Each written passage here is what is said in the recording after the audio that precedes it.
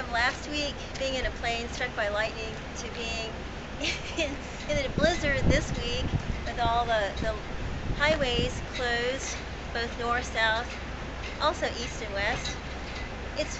kind of an interesting situation to go from extremes, and it's a time to sort of count your blessings, even if you really have a hard time coming up with any.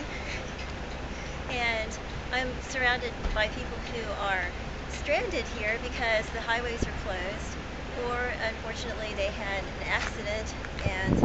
all they can do is say, well, at least they weren't frozen solid overnight. So there's always a kind of bright side, and it's a matter of training your mind to find that, and sometimes it's not easy, but it's